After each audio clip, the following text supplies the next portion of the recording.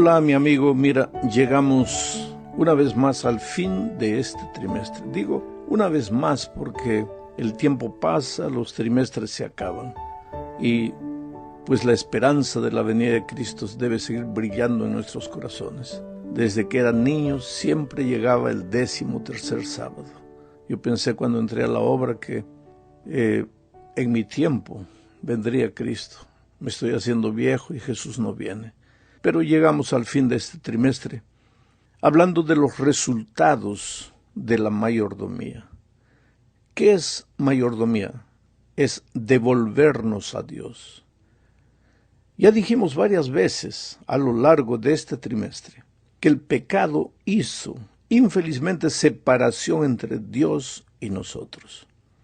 Fuimos creados cuando salimos de las manos de Dios, reflejábamos su carácter y vivíamos con Él. Una experiencia maravillosa de comunión, de compañerismo diario. Sin embargo, el pecado pues nos separó de Él. El pecado es la atrevida actitud humana de escoger el propio camino creyendo que es lo mejor. En hebreo hay 5 palabras para definir al pecado. Una de ellas es la palabra awón, que significa literalmente desviarse del camino, abandonar, perder el camino, extraviarse. Y tú sabes que el camino es Jesús. Él dijo un día, yo soy el camino. Por lo tanto, apartarse del camino es apartarse de Jesús. Es administrar la vida como si fuera nuestra vida cuando la recibimos solamente prestada de Dios. El resultado de esa actitud rebelde es la muerte, porque aunque creamos que podemos vivir solos, aunque pensemos que podemos hacer lo que mejor nos parezca, la verdad es que no sabemos vivir y solo nos creamos problemas. Piensa, por ejemplo, en Eva. Cuando ella decidió comer del fruto, ¿creía que iba a morir? No, claro que no. Creyó que iba a ser semejante a Dios. Y sin embargo ya puedes ver los resultados hasta hoy. Y delante de todo esto, ¿qué es la mayordomía? Simplemente el devolverse a Dios, el regresar a Dios, andar de nuevo en sus caminos, seguirle, reconocer que la vida no es nuestra, sino que la tenemos prestada de Él y que debemos administrarla siguiendo sus instrucciones. ¿Y cuál es el resultado de ese devolverse a Dios? Pues ese es el tema de esta semana. El primer resultado, lo primero que aparece en la vida de aquel que se devuelve a Dios es la piedad. ¿Y por qué piedad? Porque al andar con Dios el carácter del Creador se refleja nuevamente en la vida de sus hijos. Y la base del carácter divino es el amor, la piedad, la misericordia, que son la misma cosa. Juan declara que Dios es amor. Entonces, si nos devolvemos al amor, si nos devolvemos a la piedad que es Dios, pues reflejaremos también su piedad, su misericordia, su amor. Este asunto de la piedad es muy interesante. ¿Sabes? En el Antiguo Testamento generalmente se entiende la piedad como sinónimo de la misericordia de parte de Dios para con el hombre pecador. Dios es piadoso con el hombre y por eso no lo destruye, a pesar de su pecado, sino que lo llama, le da una nueva oportunidad, lo llama para que vuelva a sus brazos, para que vuelva a andar con Él. Ese es el concepto de piedad del Antiguo Testamento. La piedad de Dios es la base de su santidad y de su deseo de reconciliación con el hombre. Sin embargo, en el Nuevo Testamento, especialmente en las epístolas de Pablo, la piedad ya tiene un segundo significado, que es la devoción del hombre hacia Dios. O sea, ahora el hombre refleja la piedad de Dios. El hombre que anda en sus caminos. O sea que el amor de Dios brilla nuevamente en el corazón del converso y lo lleva a andar en sus caminos y a hacer su voluntad. 1 Timoteo 3:16 dice lo siguiente: indiscutiblemente el misterio de la piedad es grande. Mira, él está hablando aquí de misterio de la piedad. ¿Y cómo lo define? Dios fue manifestado en carne, justificado en el Espíritu, predicado a las naciones, creído en el mundo, recibido allá arriba en gloria. Está hablando de la piedad y sin embargo está hablando de Jesucristo. porque fue Jesucristo el que fue predicado a las naciones, el que fue manifestado en carne, el que fue creído en el mundo, recibido allá en la gloria, fue Jesús. Pero Pablo está hablando de la piedad, o sea, la piedad es la teoría del evangelio, es el propio evangelio que se hace carne. Un hombre piadoso es aquel que anda en los caminos de Dios, busca el compañerismo con Dios y como resultado refleja el carácter de su maestro, encarna el evangelio en su vida. Ese es el hombre pío o piadoso.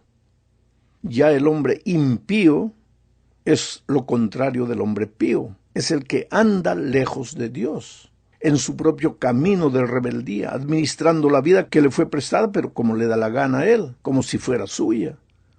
A este hombre Dios lo llama impío, pero constantemente lo está invitando a que regrese a sus brazos, porque Dios no quiere que él muera. No quiero la muerte del impío, dice, sino que se arrepienta y viva. El mensaje de mayordomía no tiene que ver solamente con devolver a Dios el diezmo y darle las ofrendas, sino que es devolverle la vida, el ser entero. ¿Por qué? Porque un día salimos de las manos de Dios, escogimos nuestro camino, nos fuimos por allá y ahora lejos de Dios estamos muriendo lentamente. Y Dios quiere que vivamos y nos llama de regreso para devolvernos a Él. En la segunda parte de este estudio veremos la relación que existe entre mayordomía y piedad, pero lo veremos con más detalle. Ya dijimos que la mayordomía es el devolverse a Dios. ¿Devolverse por qué? Porque el pecado hizo que escogiéramos nuestro propio camino y nos apartáramos del Creador. Lejos de Dios, la vida es una tragedia. La primera tragedia es que perdemos el carácter de Dios. Y con nuestro carácter deformado solo nos creamos problemas, porque no tomamos decisiones sabias, nos equivocamos al decidir, y esas decisiones equivocadas nos traen sufrimiento y dolor. Empezamos a morir lentamente, es una muerte paulatina que acaba con todas las cosas buenas que tenemos. Pero Dios no desiste de nosotros y desea llevarnos de vuelta a sus brazos, desea enseñarnos a andar otra vez con Él. Por eso, Tito capítulo 2, versículos 11 al 13 dice, porque la gracia de Dios se ha manifestado para salvación a todos los hombres. ¿Quiénes son los hombres que están salvados? Los que han regresado a los brazos de Dios. Pablo dice, porque la gracia de Dios se ha manifestado para salvación a todos los hombres, enseñándonos que, renunciando a la impiedad, la salvación nos enseña. No solo nos libra de la condenación del pecado, sino que nos enseña, dice Pablo, enseñándonos que renunciando a la impiedad, o sea, a la maldad, renunciando al deseo de caminar solitos por nuestros caminos humanos, renunciando a la impiedad y a los deseos mundanos, vivamos en este siglo sobria, justa y piadosamente, aguardando la esperanza bienaventurada y la manifestación gloriosa de nuestro gran Dios y Salvador Jesucristo. Mira, yo podría usar todo el comentario solo para comentar este texto. Dios nos salva. ¿Para qué nos salva? Para enseñarnos. ¿Enseñarnos a qué? A caminar en los caminos de Dios, a renunciar el camino de impiedad, de maldad, a renunciar los deseos mundanos, a vivir una vida justa y piadosa, aguardando la venida de Cristo. ¿Recuerdas que en la lección de la semana pasada se habló justamente de que una de las características del mayordomo sabio es que vive en función de la venida de Cristo? Bueno, ese caminar con Dios y ese vivir en función de la venida de Jesús hacen que el mayordomo fiel manifieste en su vida el carácter de su maestro viviendo piadosamente. Ahora, ese estilo de vida es ofensivo para el diablo y por eso suelta su ira contra los que quieren vivir como Jesús vivió. Y ese fue el caso de Job. El diablo fue con todo encima de él. Le quitó las cosas, los hijos, el dinero, la salud, en fin. Pero a pesar de eso, Job fue fiel. Yo sé en quién he creído, dijo, y sé que me levantará del polvo. Mira, si crees que el mayordomo fiel, a él siempre le va a ir bien en todo y que va a gozar siempre las bendiciones de la abundancia, que nada le va a faltar, estás engañado, mi amado. Si el enemigo va a perseguir a alguien, es justamente al hombre o a la mujer fiel. Ahora te vas a preguntar entonces, ¿cuál es la ventaja de ser fiel? Ah, mi amado, escucha una cosa. No se es fiel por ventaja. Eso es humano y egoísta. Así piensan los que viven lejos de Dios en sus propios caminos. Se es fiel por lealtad. Suceda lo que suceda. Pero Dios nunca, eso sí, nunca abandona a sus hijos. Y a Job finalmente le devolvió todo en doble. Porque el diablo te puede perseguir, te puede hacer sufrir, te puede hacer llorar un día, 2 días, 3 días, pero finalmente la justicia vence.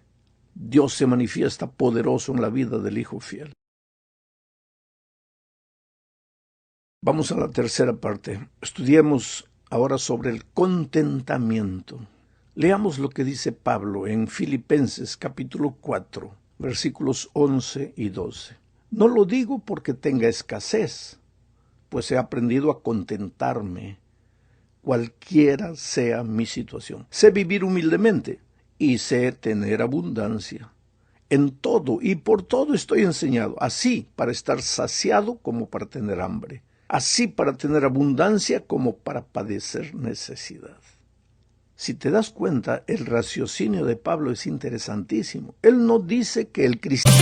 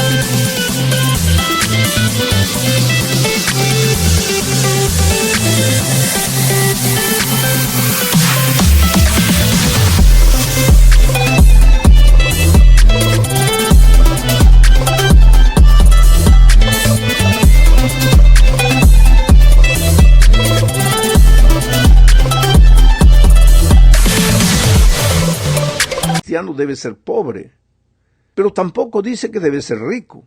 Lo que dice es que el mayordomo fiel debe aprender a ser feliz cuando tiene abundancia, como Job antes de perder todo, o como Job después de perder todo.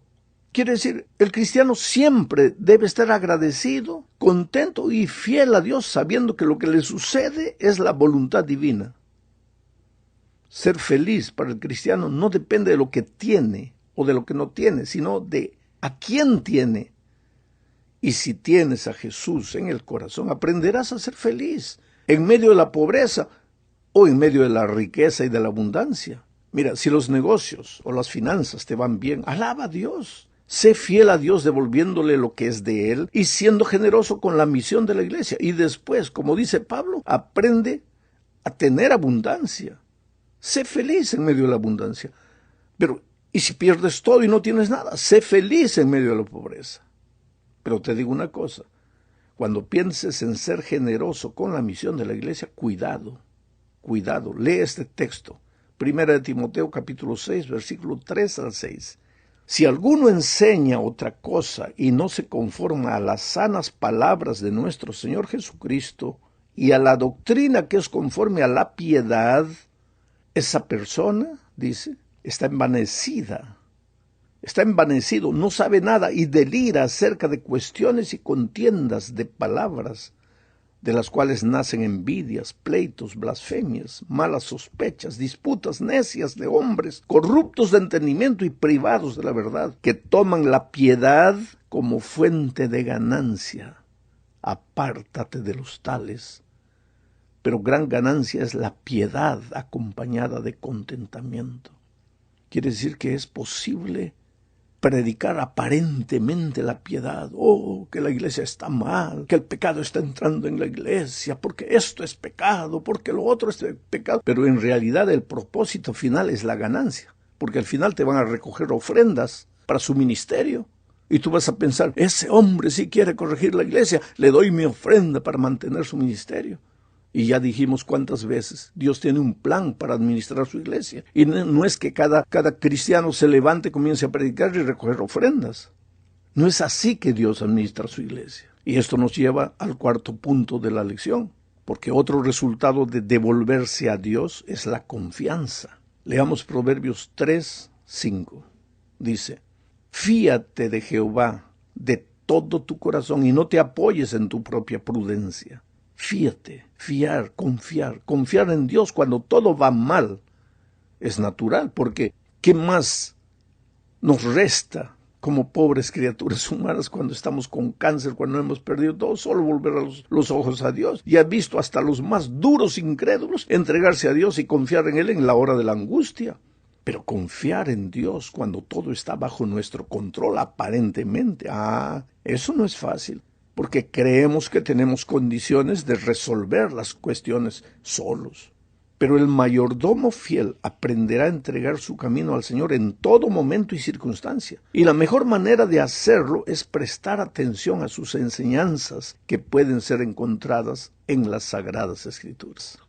Una de las enseñanzas es el hecho de que Dios tiene una iglesia en esta tierra. Él tiene un pueblo escogido. Desde Génesis 6, 1 y 2, donde dice, aconteció que cuando comenzaron los hombres a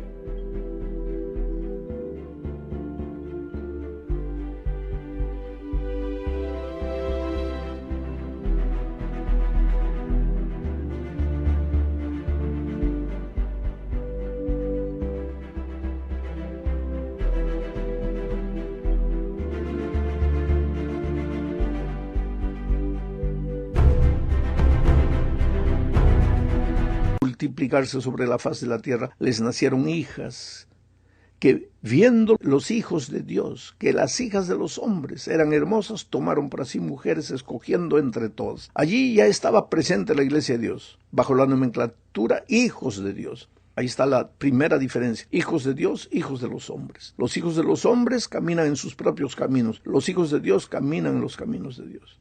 Dios siempre tuvo una iglesia en esta tierra. Después vino Abraham, Dios lo llamó para ser su pueblo. Después vino el pueblo de Israel, vinieron los apóstoles, en fin. Pero siempre hubo una iglesia de Dios y la habrá hasta el fin. Ahora lo que me impresiona es que esa iglesia de Dios nunca estuvo formada solo por personas piadosas que andaban en los caminos de Dios. Muchas veces hubo cizaña en medio del trigo. Pero la orden del Señor siempre fue, deja que la cizaña y el trigo crezcan juntos hasta el tiempo del fin. La iglesia primitiva, por ejemplo, fue una iglesia que enfrentó dificultades por causa de gente no convertida que estaba en medio de ella.